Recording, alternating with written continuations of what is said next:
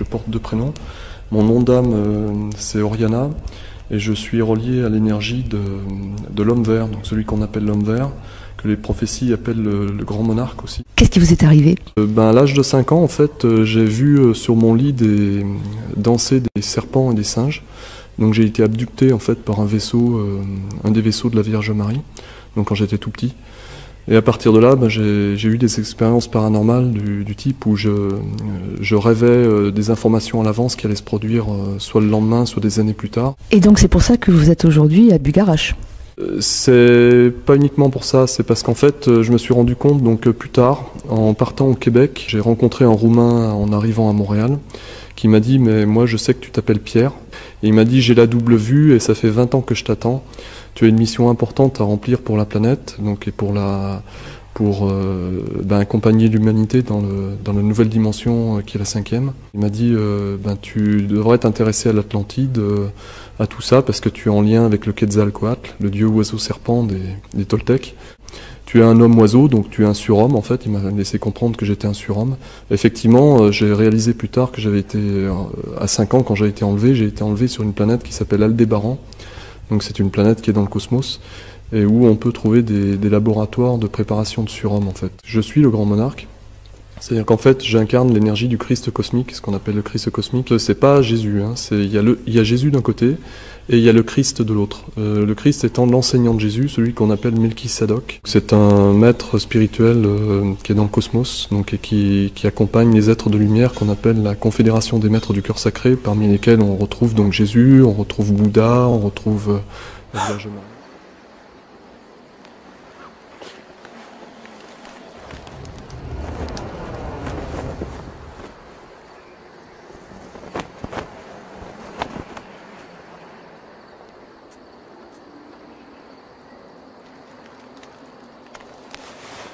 En 1979, un événement de même nature s'est produit à Cergy-Pontoise, près de Paris. À l'aube, 3 jeunes gens se sont trouvés entourés par des boules de lumière. L'un d'entre eux a soudainement disparu. Il n'est revenu sur Terre que 8 jours plus tard. Malgré une enquête approfondie, les policiers n'ont pu fournir aucune explication logique à cette semaine d'éclipse. Placés sous hypnose, d'autres humains voyageurs cosmiques ont raconté avoir été en contact avec un humanoïde nommé Orio. Il les aurait mis en garde contre une destruction du monde. Bien dans les cas de personnes qui ont eu des contacts plus physiques, si on peut le dire, avec le phénomène OVNI, et notamment je pense à Madame Z, je ne donnerai pas son nom qu'elle ne le souhaite pas, qui est venue nous exposer une observation qu'elle avait faite en Afrique du Nord, et là, elle s'est trouvée, si on peut dire, nez à nez donc avec un objet, dont elle a pu s'approcher d'objets et apercevoir à l'intérieur les êtres et même l'intérieur de cet engin. Dans la description d'extraterrestres, il y a souvent des constantes. Une tête anormalement développée, des grands yeux, une taille très grande ou inférieure à celle de l'homme, la capacité de changer soudainement d'apparence et aussi différentes manières de s'exprimer. Ils nous ressemblent, mais avec des différences sensibles. Certains mesurent plus de 3 mètres, d'autres 2, d'autres 1 mètre seulement. C'est très variable. Je pense qu'en fait, ils adoptent la taille que nous souhaitons leur voir prendre. Ils préfèrent nous surprendre que nous effrayer. À mon avis, ils essaient de se présenter sous une forme rassurante.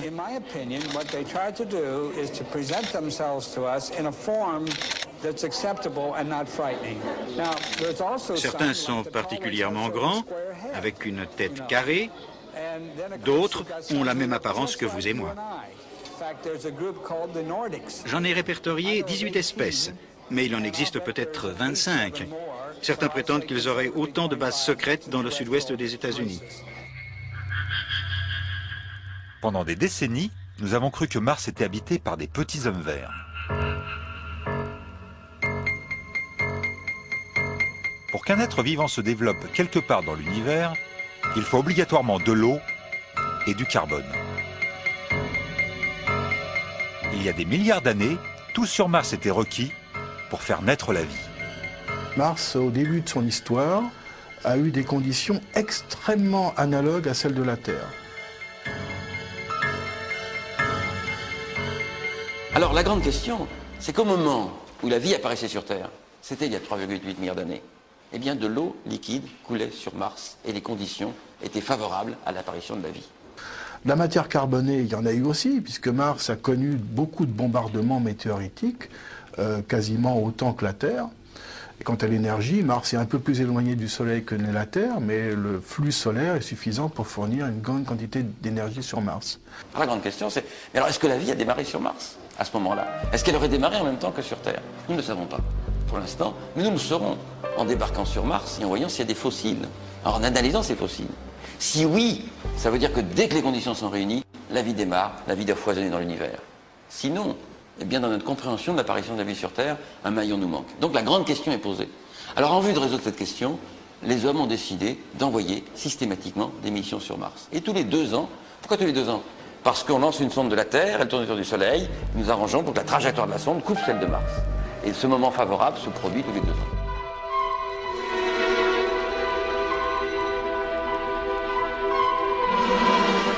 Une hypothèse a souvent été abordée par les scientifiques. L'homme serait peut-être d'origine martienne.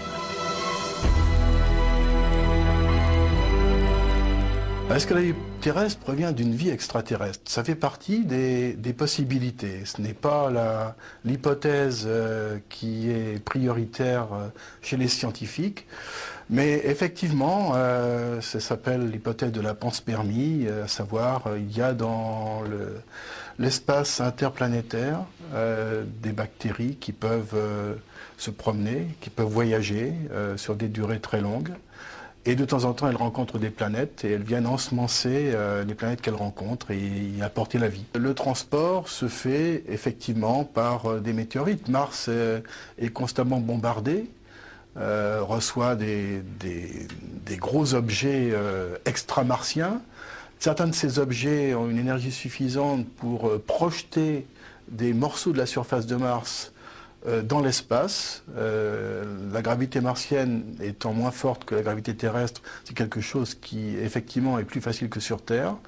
Une fois que ces morceaux de la surface de Mars sont projetés dans l'espace, ils restent dans l'espace, ils peuvent rester en orbite martienne et puis ensuite sortir de l'orbite, se rapprocher d'autres planètes et c'est comme ça que nous recevons de temps en temps des morceaux de Mars. Il y a actuellement une vingtaine de météorites martiennes répertoriées qui ont été collectées sur Terre.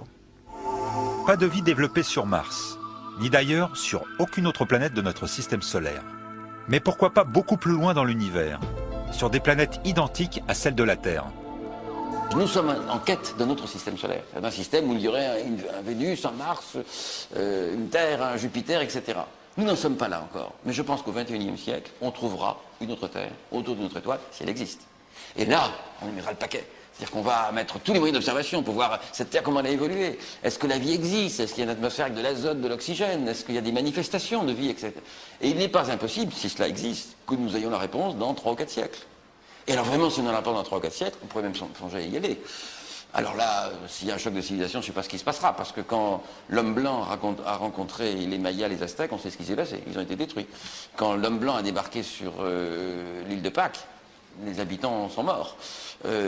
Quand les Anglais ont débarqué en Australie, les aborigènes, on voit dans quel état ils sont. On connaît l'histoire de la colonisation. Donc souvent, quand une civilisation plus avancée rencontre une autre moins avancée, c'est au détriment de la moins avancée. Je pense que dans une vingtaine d'années, on saura s'il y a ou s'il y a eu de la vie autour de planètes semblables à la Terre dans d'autres systèmes solaires. Le mystère va rester entier pendant très longtemps. Je ne suis pas personnellement persuadé que les recherches de signaux provenant d'autres êtres pensants éventuels sur d'autres planètes vont être détectés. Bon, le problème, c'est que c'est un peu lié à la durée d'une civilisation. Notre civilisation n'existe que depuis peu de temps. Il y a seulement peut-être une centaine d'années qu'on est capable d'émettre des ondes radio vers d'autres planètes, et encore, au début, c'était très faible, donc disons quelques dizaines d'années. Combien de temps notre civilisation va survivre, on n'en sait rien, ça peut être assez court. Bon, si ça se passe de la même manière dans d'autres planètes, vous voyez que la chance de détecter un signal provenant d'une autre planète est extrêmement faible. UFO. 29 mai 1993. Voilà ce qu'a aperçu un habitant de Stuttgart en promenant son chien.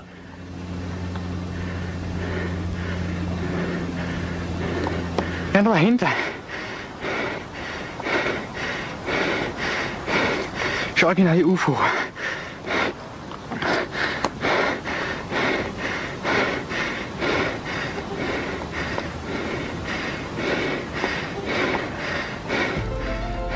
L'homme adore lever la tête pour découvrir l'univers. Il attend avec impatience le premier signal provenant d'une vie extraterrestre. SETI est une expérience scientifique en radioastronomie, exploitant la puissance inutilisée de millions d'ordinateurs connectés via Internet dans un projet de recherche d'une intelligence extraterrestre. Déjà, plus de 3 millions de participants de 226 pays ont réalisé ensemble plus d'1 demi-million d'années de calculs. Beaucoup de laboratoires, beaucoup de particuliers en France participent à cette recherche, moi y compris, peut-être vous aussi. Tout simplement, et je crois que là il y avait une idée géniale, tout simplement parce que certains Américains se sont dit, tiens, maintenant qu'on a Internet, pourquoi ne pas utiliser ce faisceau de communication, de liaison, pour mettre en commun tous nos ordinateurs, les ordinateurs des particuliers qui ne tournent pas constamment, et utiliser cet outil informatique d'ordinateurs, de millions d'ordinateurs mis en commun, pour traiter des grands problèmes. Et dans ces types de grands problèmes, c'est le traitement du signal. Et c'est effectivement ce qui se passe, c'est ce qu'on appelle SETI at home, SETI chez soi. Alors SETI chez soi, ça peut être aussi dans son bureau. Donc, comme mon ordinateur ne tourne pas, et il y a plusieurs ordinateurs du laboratoire qui sont branchés, eh bien, ils contribuent à essayer de décrypter les différents signaux qui ont été recueillis par les observations au cours des 10 dernières années faites par la communauté internationale qui fait du SETI. L'homme n'a pas attendu un signal extraterrestre pour entreprendre la conquête de l'espace. Hier la Lune, demain Mars, le siècle prochain les exoplanètes. Si les petits hommes verts ne viennent pas à nous, alors c'est nous qui irons vers eux.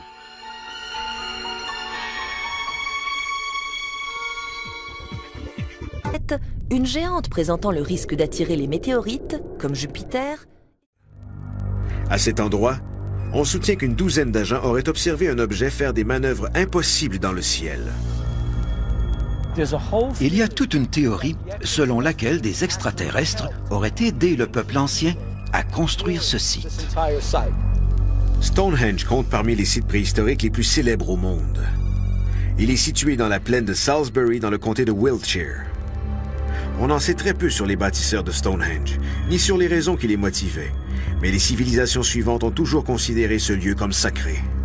Même aujourd'hui, les druides modernes et autres adeptes du Nouvel Âge organisent des cérémonies au pied de ces pierres imposantes. À travers les siècles, ce site a toujours été associé aux ovnis et aux extraterrestres. C'est un endroit magique. Nous avons vu un objet qui n'était certainement pas de cette planète. Le 21 juin 1987, le policier Phil Hutchins et une douzaine d'autres agents étaient de service à Stonehenge la nuit du solstice d'été. À une heure tardive, un visiteur inattendu les a pris par surprise. Un grand nombre de mes collègues et moi-même devions passer la nuit à Stonehenge pour nous assurer que personne ne s'approchait des pierres. Vers 2 ou 3 heures du matin, un objet s'est avancé vers nous dans le ciel. Puis j'ai remarqué qu'il avait fait un virage impossible à un angle de 90 degrés, sans même ralentir. Avez-vous essayé de deviner ce qui se passait? Je me souviens avoir dit à mes collègues que d'après la façon dont l'objet volait, il semblait chercher à dresser un plan des environs. Cet objet ne venait certainement pas de notre planète. Avez-vous fait une déposition ou un compte-rendu d'incident à vos supérieurs? Non, ça ne se fait pas. C'est une situation difficile et je me serais sans doute couvert de ridicule. Même s'il y avait de nombreux autres policiers avec vous? Certains ne pourraient pas se résigner à venir témoigner. Croyez-vous que notre entretien aura des conséquences? Quelques-uns de mes collègues d'hier et d'aujourd'hui vont bien rigoler, oui. Mais qu'est-ce qui a poussé ce prétendu ovni aperçu par une douzaine de policiers à s'agiter ainsi dans le ciel de Stonehenge? J'ai un drôle de pressentiment. Je pense que cet ovni qui se déplaçait, selon Phil, comme s'il cherchait à dresser un plan, en traçant une sorte de grille dans les airs, n'était pas là pour rien. Le réalisateur d'expérience John Tyndall a une théorie sur le comportement de cet ovni à Stonehenge. Y aurait-il un lien entre cet incident de 1987 et les monuments de Stonehenge? L'équipe revient à Los Angeles pour valider cette théorie en laboratoire.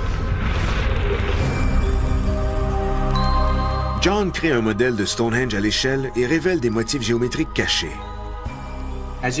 Rappelez-vous que d'après Phil Hutchings, l'OVNI se déplaçait en suivant un tracé précis.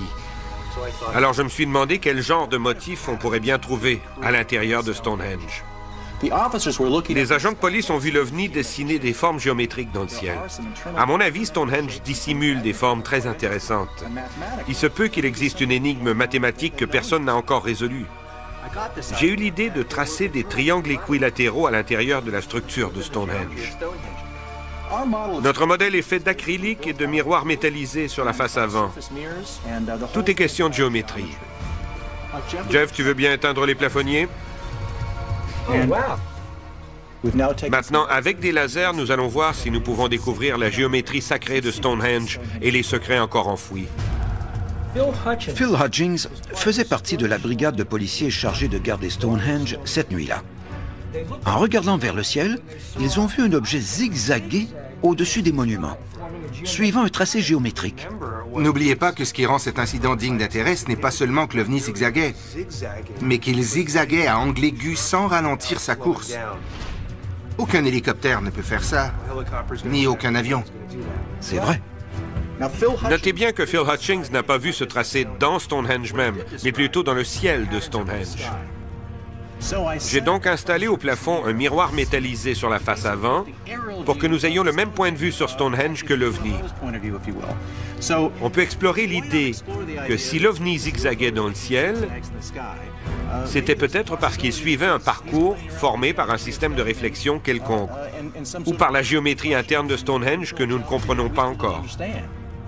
Stonehenge est situé à un endroit bien particulier. Les pierres ne reflètent pas la lumière, mais elles reflètent les ondes radio. Si les ovnis percevaient des ondes d'énergie, que signifiaient-elles pour eux? Et si elles étaient orientées et agencées les unes par rapport aux autres, comme un poteau indicateur pour les ovnis? Il est clair qu'il se passe quelque chose entre les pierres, un échange d'énergie que nous ne pouvons pas percevoir, mais qui serait visible pour d'autres entités ou d'autres choses. Il me semble que tous les éléments de la description faite par les agents sont présents ici. Les angles droits, les zigzags. Si les ovnis voyaient des formes géométriques produites par la réflexion d'ondes radio, ils reproduisaient peut-être ces mêmes formes dans le ciel comme pour régler leurs instruments. Cette expérience est vraiment le mieux qu'on puisse faire pour expliquer le comportement de l'OVNI et ses zigzags. Ce n'est bien sûr qu'une hypothèse. John a fait de son mieux pour élaborer une théorie plausible en rapport avec un ovni zigzagant. La lumière laser se réfléchissant sur les miroirs de ce modèle réduit de Stonehenge révèle une sorte de grille d'énergie qui pourrait être à l'origine des mouvements singuliers de l'OVNI dans le ciel. L'objet restait en l'air. Il basculait sur lui-même, partait dans une direction, dans l'autre direction, faisait des petits tours au-dessus. Et j'étais absolument hypnotisé par cet objet insolite. Lorsque Chimène me prend par le bras, il me dit « Je regarde ce qui vient là-bas ». Nous avons regardé. Alors là, franchement, nous avons eu peur l'un et l'autre. Mais vraiment peur, hein. Car les trois objets qui apparaissaient à l'horizon, provenant de la même direction, et se précipitant avec une vitesse extraordinaire sur le premier engin qui était au-dessus, ces trois objets étaient en tout point semblables au premier. Ils sont venus à peu près au pignon, dans l'axe du pignon. Oui, c'est cela. Voilà. Dans l'axe du pignon de gauche. Les trois. Oui. Et on aurait dit que le plus gros qui nous paraissait le plus gros, il est peut-être aussi gros que les autres, ou plus pareil, de la même dimension. On aurait dit qu'il les amusait. Ils s'amusaient ensemble. Mais alors, des mouvements symétriques. Vertical, horizontal, vertical, horizontal. Vous voyez, ce n'est plus l'aviation, ça n'a pas de comparable. Et des mouvements pendulaires. Ça n'a pas de comparable avec tout ça, là. Hein? Une vitesse fantastique. L'avion en réaction n'a rien à voir avec ce qu'ils faisaient, eux autres. C'était du... Vas-y que je te pousse. Et les trois objets qui venaient, on ne peut pas dire non plus qu'ils étaient en vol de groupe. Mais toutefois, ils suivaient très exactement la même direction, ou tout au moins une direction parallèle. Il nous a semblé, en les voyant venir, qu'ils allaient s'aplatir contre le premier objet qui nous paraissait le plus gros, et qui était le premier apparu. Lorsqu'au moment précis où il semblait que tout allait s'effondrer au milieu d'un choc effroyable, le premier objet est monté en altitude, c'est la première fois qu'il est monté, n'est-ce pas? Il est monté avec une vitesse extraordinaire, j'estime à plus de 2000 à l'heure. Et les trois autres objets qui venaient d'arriver... À la verticale. À la verticale. Et les trois autres objets qui venaient d'arriver à sa poursuite. Puis le premier objet est redescendu, les autres semblaient jouer avec lui. Au bout d'un moment, on n'a plus vu qu'un seul petit point noir. Et j'ai dit à Chimène, cette fois, ça y est, le spectacle est terminé. Mais pas du tout.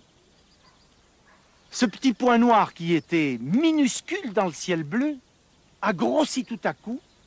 Il a enflé, et tout à coup l'objet était à nouveau là, de l'autre côté de la voie ferrée, procédant à des évolutions comme la première fois, avec des mouvements de balancement, des mouvements pendulaires, partant, revenant, s'arrêtant, repartant.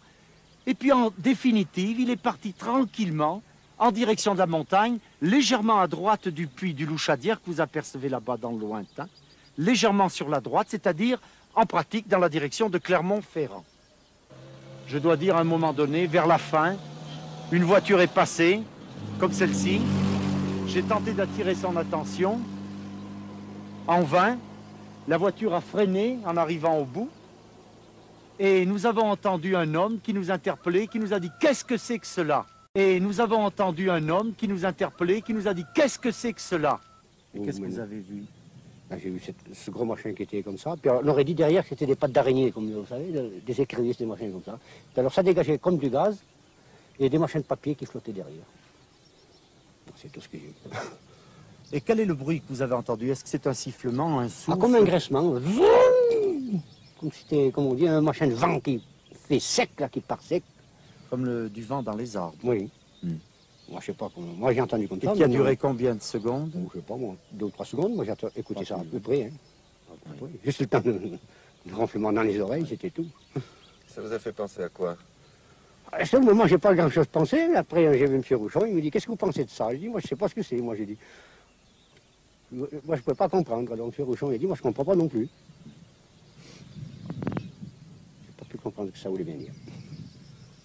Et ça, là, dire que je l'ai pas vu, moi, j'ai vu le gros machin qui était en plein milieu. Là.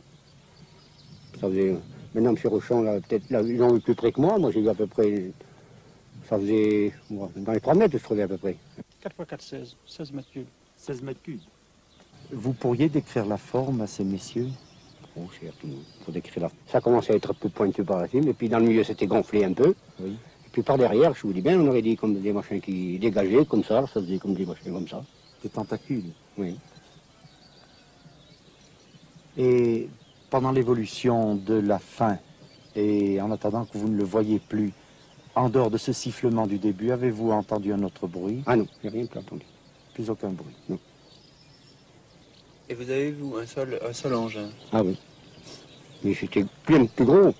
Mais là, au début, pareil, j'en ai vu d'autres. Il y a des petits tout qui étaient à côté. Mais moi, j'ai pas vu le petit tout.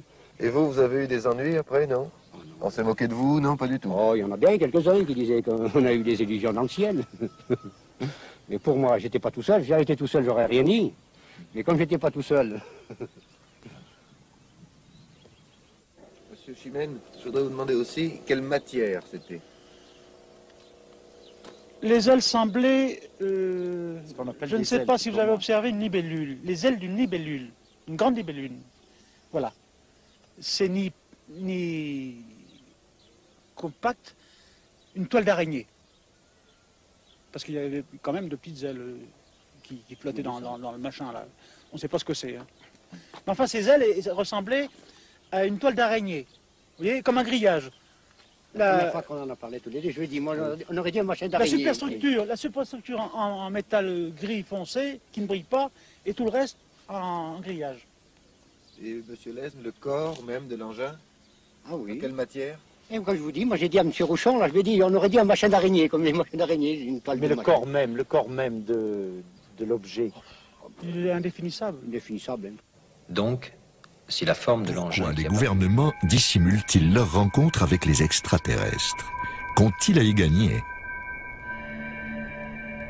Certaines personnes pensent que c'est une question de technologie et on ne parle pas ici de sonnerie de téléphone portable. Richard Dolan est un écrivain qui enquête sur les complots gouvernementaux depuis plus de 10 ans. Que les ovnis soient terrestres ou extraterrestres, ils impliquent l'utilisation d'un carburant autre qu'un hydrocarbure. Des centaines de gens m'ont dit « l'objet s'est immobilisé au-dessus de ma tête avant de partir en silence comme un éclair ». Avec un moteur à pétrole, c'est impossible. C'est beaucoup plus perfectionné. Alors qu'est-ce que c'est ? Si les engins extraterrestres utilisent une technologie qui nous est inconnue, quelle peut-elle être? Nous attendions la question. Tom Vallon fait partie d'un groupe de scientifiques qui tentent d'expliquer comment les vaisseaux extraterrestres peuvent traverser les galaxies. Si toutefois ils le font.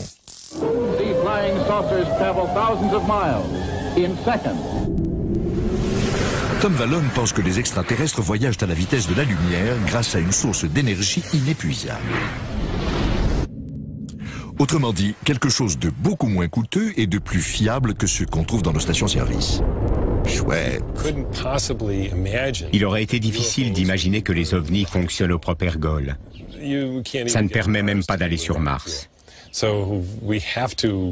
Donc, s'il existe des engins capables d'accomplir des voyages interplanétaires ou interstellaires, ils doivent pouvoir convertir l'énergie ambiante ou disposer d'une forme d'énergie si concentrée qu'elle peut durer plusieurs années-lumière. Très bien, mais encore. Les recherches actuelles sur les ovnis pointent différentes technologies susceptibles de fournir une énergie inépuisable et de permettre la propulsion antigravitationnelle. Le problème de la gravité a tenu les plus grands physiciens en échec. Tom a passé des mois dans son cabanon de jardin à tenter de le résoudre. Il a même construit un ovni miniature. Un témoin a dit avoir vu un disque de la taille de l'OVNI portant des aimants sur les arêtes. Comme celui-ci. On peut imaginer qu'il fonctionne au moyen d'un système d'aimants permanent ou quelque chose de ce genre. Selon Tom Vallon, les deux moitiés de l'OVNI pourraient tourner en sens inverse et créer une énergie utilisée pour propulser l'engin. L'avantage de cette énergie est qu'elle ne demande rien. Nul besoin de brûler du carburant, c'est totalement dépassé. En fait, c'est une énergie tirée du néant. Vous comprenez maintenant pourquoi Tom planche encore dessus.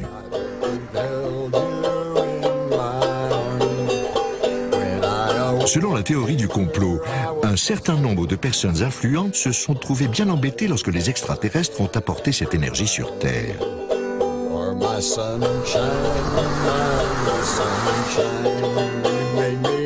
Certains, comme le journaliste Jim Marks, pensent que nos dirigeants ne voulaient pas que cette énergie inépuisable devienne accessible à tous. Les vilains.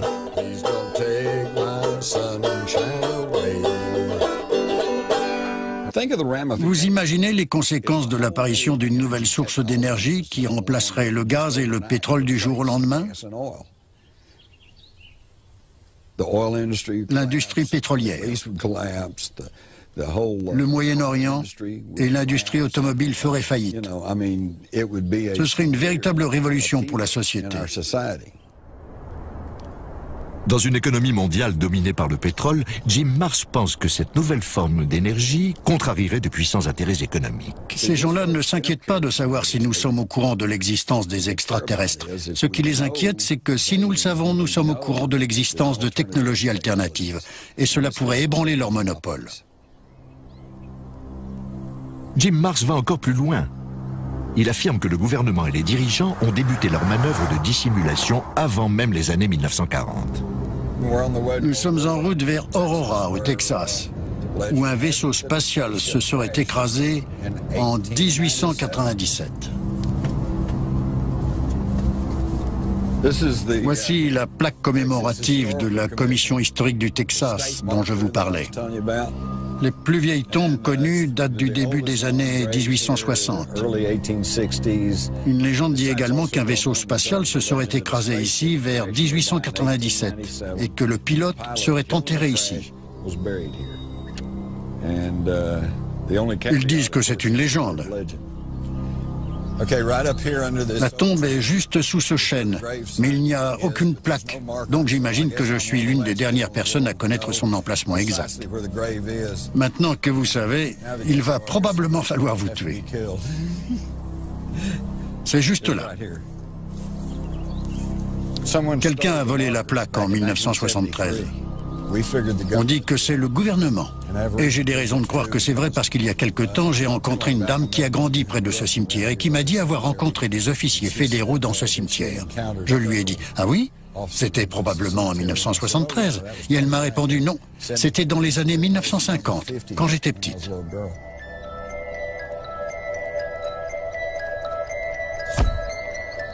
L'expérience de Jim au Texas l'a conduit à comparer ses notes avec d'autres, ce qui lui a permis de découvrir un schéma récurrent de dissimulation. Vous vous demandiez quand est-ce qu'on en arriverait à parler des Men in Black? Eh bien, nous y voilà. Les gens qui ont vécu une expérience avec des ovnis reçoivent parfois la visite d'hommes étranges, en costume noir, qui leur demandent ce qu'ils ont vu exactement et qui leur suggèrent fortement de n'en parler à personne.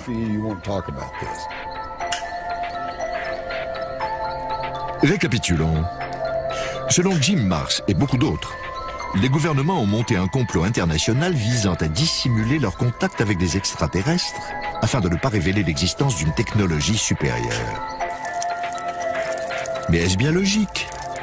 Les compagnies pétrolières et les gouvernements ne préféreraient-ils pas déposer des brevets et vendre cette technologie? Et d'ailleurs, s'ils voulaient dissimuler leur contact avec les extraterrestres, ils n'auraient pas oublié d'enlever cette plaque. Les personnes concernées étant mortes depuis longtemps, nous n'avons aucun moyen de savoir si cela s'est réellement produit. Ce qu'il faut, c'est rencontrer nous-mêmes l'un de ces hommes en noir. Eh bien, vous savez quoi? Nous avons trouvé quelqu'un qui prétend avoir travaillé pour une organisation militaire secrète et dont le travail aurait été de diriger la dissimulation de preuves. Il a souhaité garder l'anonymat, on se demande bien pourquoi. J'ai été formé par la CIA et l'agence de renseignement militaire, la DIA. Au cours de mon parcours à la DIA, j'ai enquêté sur des signalements d'objets volants non identifiés à travers le sud-ouest des États-Unis. On a mené des opérations de contre-espionnage contre des personnes qui étaient sur le point d'apprendre la vérité sur les programmes confidentiels. Certains peuvent appeler ça de la désinformation, mais quoi qu'il en soit, c'était un moyen légitime d'éloigner les indésirables des programmes confidentiels.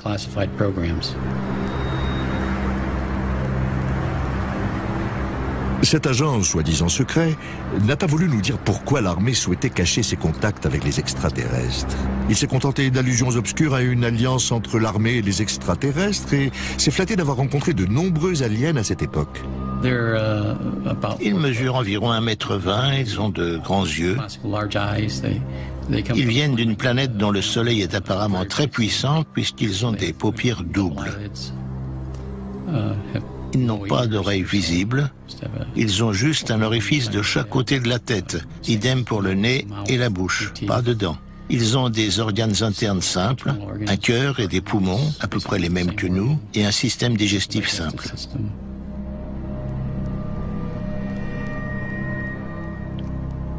Je ne vais pas parler de ça. Il y a beaucoup de choses que j'aimerais mieux ne pas savoir. Et voilà, un agent secret qui demande à se faire interviewer et qui refuse de nous donner des preuves pour étayer ses allégations. D'ailleurs, on n'en a trouvé aucune. Mais s'il a fait ce qu'il prétend, comment fait-il pour dormir la nuit? Je n'ai pas de problème de conscience. Tout ce que j'ai fait au service du gouvernement, la désinformation, c'était légitime. Les opérations que j'ai menées étaient légales. J'ai fait mon travail et je l'ai bien fait. Ils n'ont pas de statut. Ils n'ont pas d'existence officielle au sein de la société. Ces agents chargés d'enquêter sur les phénomènes extraterrestres, ils sont à l'extérieur. D'accord. L'agent X dit peut-être la vérité. Si tel est le cas, nous tenons un scoop. Quand les dissimulations ont-elles commencé? Les extraterrestres ne sont peut-être pas arrivés dans les années 1940, ni dans les années 1890. Peut-être sont-ils là depuis longtemps. Nous sommes des gens parfaitement normaux. Vous nous côtoyez au travail, dans votre famille, parmi vos amis. Pourtant, nous vivons des expériences extraordinaires. Et nous cherchons tous à comprendre ce qui nous arrive. Qui est derrière tout ça et pourquoi? Cette nuit-là, j'étais couché quand 4 de ces êtres sont entrés chez moi. J'étais réveillé dans mon lit. Je ne sais pas d'où ils sont venus, ni comment.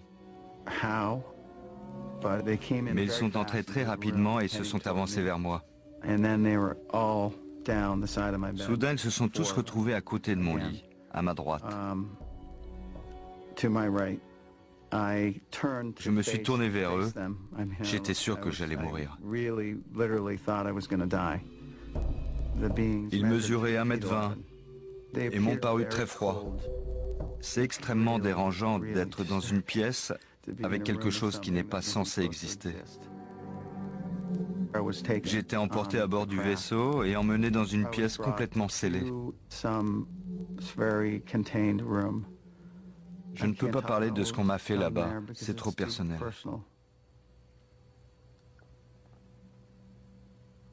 C'est incroyable. Ils sont dans ma chambre. Ils sont dans la chambre. Ils sont tous les deux à ma gauche. Deux à gauche. Ils sont de nouveau là, à ma gauche. Ils sont là. Bud Hopkins est un artiste qui a consacré les 25 dernières années à faire des recherches, convaincu que les extraterrestres sont parmi nous et qu'ils enlèvent des gens. À quoi ressemblait-il? 1,20 m, 1,35 m de haut. Il consigne les récits de gens emmenés à bord de vaisseaux spatiaux puis ramenés sur Terre avec un souvenir confus ou inexistant de cette expérience. Je suis incapable de bouger. Pourtant j'essaie. J'ai travaillé avec des centaines et des centaines de kidnappés. Il ne fait aucun doute que ça dure depuis des années. Peut-être pas aussi fréquemment que ces derniers temps. Mais avant, on ne savait à qui raconter cela. La majorité des gens ont l'impression que ça n'a pas pu leur arriver. C'est Bud Hopkins qui a convaincu une grande partie de la communauté des ufologues que l'abduction est un phénomène réel. Je conserve les dessins de ce dont les gens se souviennent à l'intérieur du vaisseau, en particulier le visage des extraterrestres. Je fais ça depuis de nombreuses années, depuis 1975. La caractéristique principale est le crâne énorme, alors que la bouche est presque inexistante, une fente minuscule. Bud Hopkins a été le premier. Il a publié des ouvrages et des articles dans des magazines, a donné des conférences, puis les autres ont suivi. Aujourd'hui, l'abduction est un thème récurrent au cinéma et à la télévision. D'après un sondage effectué en 2002, un Américain sur 5 est convaincu que le phénomène est réel. Quant aux kidnappés, ils sont profondément traumatisés par le souvenir de ce qu'ils ont vécu. La plupart des abductions que j'ai subies ont eu lieu dans mon lit en pleine nuit. Mais ça n'est pas vrai dans la majorité des cas. La plupart des abductions que j'ai subies ont eu lieu dans mon lit en pleine nuit. Mais ça n'est pas vrai dans la majorité des cas. Je suis couchée et j'éprouve une sensation de peur. Il y a quelque chose dans la pièce et je ne peux plus bouger. Je ne pouvais plus bouger la tête sur le côté, mais en regardant vers le pied du lit, j'ai vu des gens. Je vois des yeux qui me traversent. Et ensuite, je ne me rappelle plus rien. Et je me réveille le lendemain matin. Parfois, la personne se rappelle le début et la fin de l'expérience, mais pas ce qui s'est passé entre les deux. Et c'est une vraie torture. Alors, ils viennent me voir et on entame le travail de recherche. Le plus souvent, Bud Hopkins a recours à l'hypnose, une façon pour lui de mettre la personne en relation avec les souvenirs qu'elle aurait refoulés. Installez-vous confortablement, détendez-vous. L'hypnose peut s'avérer très utile. Quand un individu est détendu, on arrive à éliminer les sensations parasites et à obtenir un souvenir net de ce qui s'est passé. Vous êtes dans votre lit. 1, c'était il y a longtemps, y retourner. 2, vous y êtes presque. 3. Il me regarde très attentivement. Je dis « il », mais je ne sais pas. Une des choses qui a attiré mon attention dès le départ, c'est la similitude entre tous ces cas, les mêmes détails qui revenaient toujours. Grâce à la régression sous hypnose, je me suis rendu compte qu'il y avait un vaisseau spatial d'une trentaine de mètres de long à gauche de ma maison. Un extraterrestre en est descendu et s'est retrouvé à côté de mon lit. Il tend la main, je tends la mienne. Sa peau est toute parcheminée, très sèche au toucher. Et puis je ne me rappelle plus comment, mais on flotte dans les airs. Ils m'ont amené devant une créature tellement horrible que je ne pourrai jamais l'effacer de ma mémoire. Elle mesurait plus de 2 mètres de haut. Très grand, très mince, effrayant, parfois presque comme un insecte. Ça me terrifie. Je me retrouve dans une pièce, allongée sur un brancard, et cette créature, je ne sais pas comment le dire, elle m'écarte les jambes. Il m'enfile une espèce de suspensoire auquel est fixé un tube rattaché à une machine et il m'extrait du sperme. Je ne sais pas comment. Ensuite, la femme amène un bébé et me le tend. Immédiatement, je sais que c'est le mien. Je dis, c'est mon bébé. Mais elle me le reprend et dit, non, il est à nous. 5, vous commencez à vous réveiller. 4, vous vous réveillez. 3, vous y êtes presque. 2, 1, vous êtes réveillé. Je suis content qu'on l'ait fait. On ne savait pas tout ça. Non. Bud étudie tout cela depuis très longtemps. J'apprécie beaucoup la compréhension dont il fait preuve et l'aide qu'il apporte aux gens. C'est un homme bon. Mais la compétence de Bud Hopkins dans l'hypnose est contestée par les psychologues. Rien ne prouve que l'hypnose peut aider à retrouver des souvenirs, ni que les souvenirs éventuellement retrouvés soient précis. Sous hypnose, on a la sensation que l'expérience est vraie. On accorde du crédit à ce qui remonte. Or, la plupart du temps, c'est un pur produit de l'imagination et de la suggestion. Comme d'autres psychologues et chercheurs à l'université de Harvard qui ont travaillé avec des kidnappés, le docteur Susan Clancy pense qu'un trouble du sommeil assez répandu explique la majorité des cas d'abduction. Quand on leur demande de raconter le début de leur expérience, les sujets interrogés décrivent quelque chose qui ressemble étrangement à la paralysie du sommeil. Voilà comment ça se passe. On se réveille, généralement en pleine nuit, on est terrifié, paralysé, submergé par un sentiment de peur. Certains disent sentir une présence, quelque chose qui se trouve dans la chambre. D'autres voient des formes ou des lumières. Ça arrive très souvent. Au cours d'un épisode de ce genre, la personne sort d'une phase de mouvement oculaire rapide ou de sommeil paradoxal, qui correspond aux périodes de rêve. Pendant cette phase, tout le corps est paralysé, et heureusement, car sinon on vivrait ses rêves. Mais parfois, il arrive que les yeux du dormeur s'ouvrent. Il voit sa chambre. Il est réveillé, conscient. Il se rend compte aussi qu'il est totalement paralysé. Brusquement, il sent son corps parcouru de fourmillements. Il voit des éclairs lumineux, il entend des bruits et sent comme une présence dans la pièce. Si on ignore ce que c'est, ça peut être très angoissant. Ce genre de manifestation existe depuis toujours et dans toutes les cultures.